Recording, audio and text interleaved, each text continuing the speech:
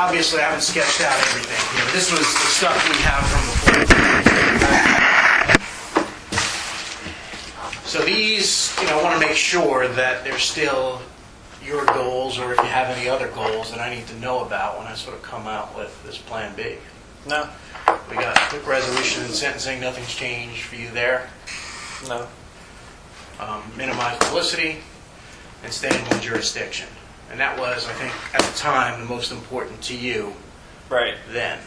So this is the one that's really kind of in jeopardy here, Right. with the Vermont stuff.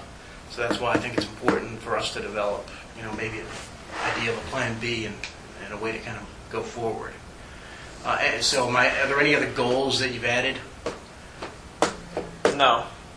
Okay. I know that there was the escape. Like the escape, we don't need to.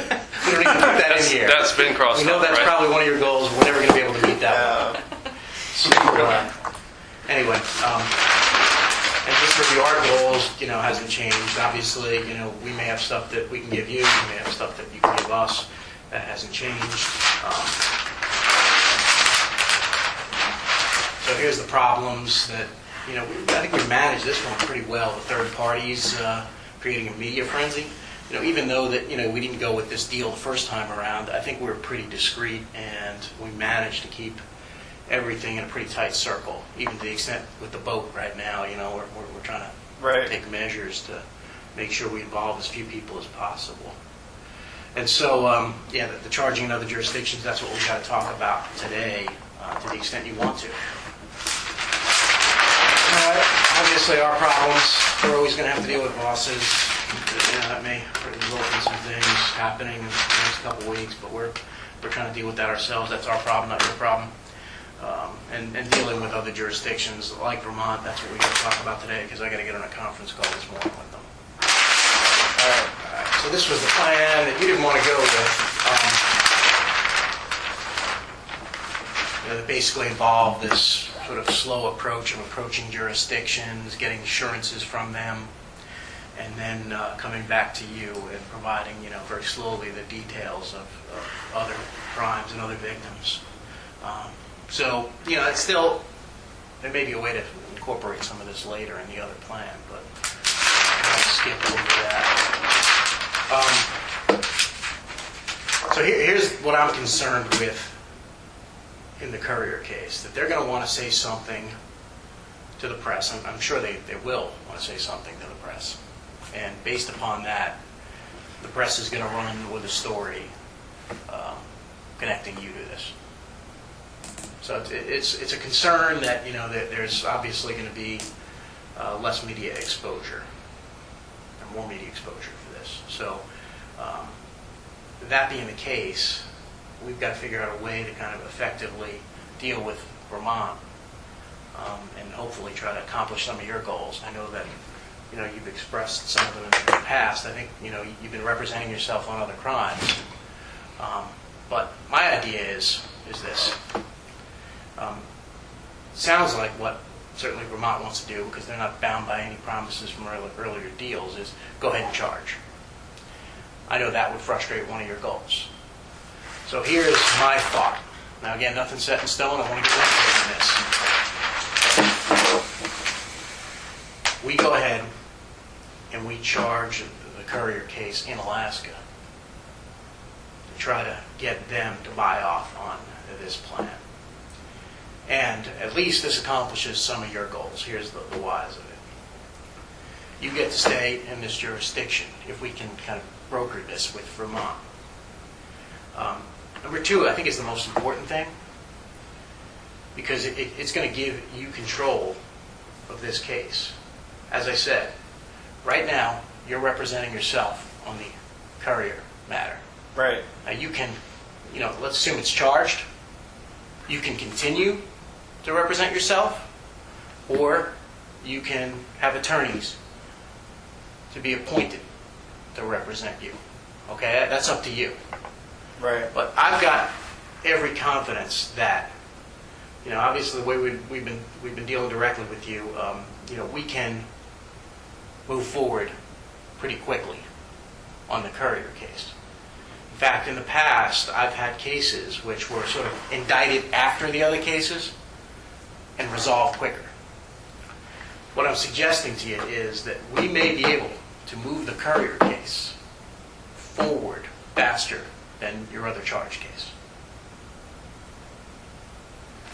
If I continue to represent myself on it. Either way, it's up to you. I think, it's a possibility. I mean, even if you don't decide to represent yourself on it,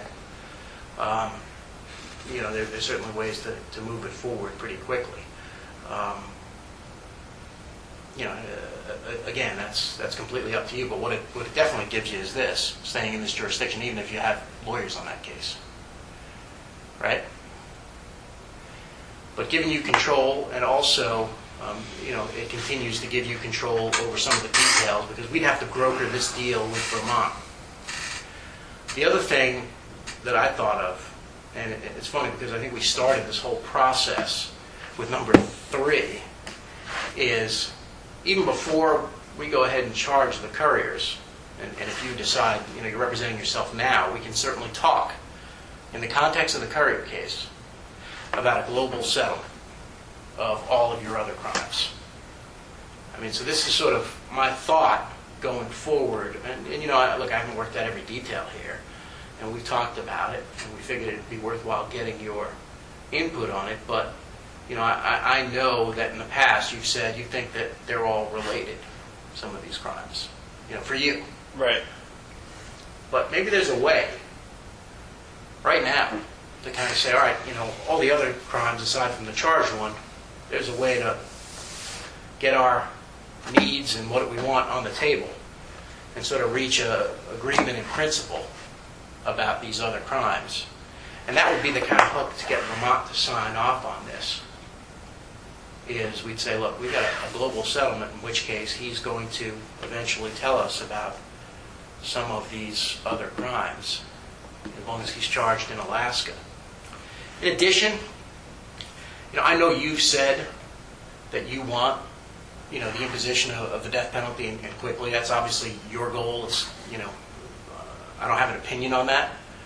But to the extent that you decide to think about this plan, it's possible right now to give Maine Justice in the CCU memorandum of the Currier case information about your other crimes, that they'll have full information that they have to treat confidentially, which is going to get, I think, their attention.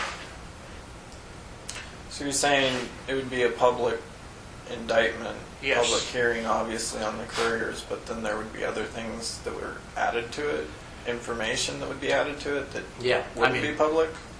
Yeah, the confidential information to CCU, that capital crimes memo would be, and we could work about the level of detail we provide in that to go to Maine Justice Right. with regard to the death penalty evaluation.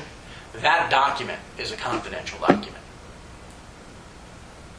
Right. Now, obviously, look, at the back end of this, we have to, worry about what, you have to worry about what will be disclosed in court, and I know that's a concern of yours, so we'd have to obviously work out those details.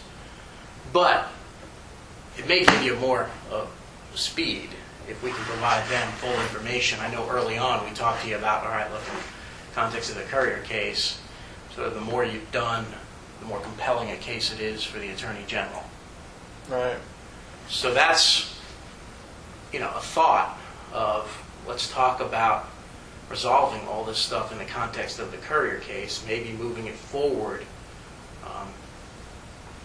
You can have control, you can get attorneys, whatever you want, but I mean, the thing I'm concerned about now is, we don't have control over Vermont. We tried, with that letter, and I thought we brokered a pretty good deal with them, and you decided not to go with it. So I knew at that point it was going to create issues eventually.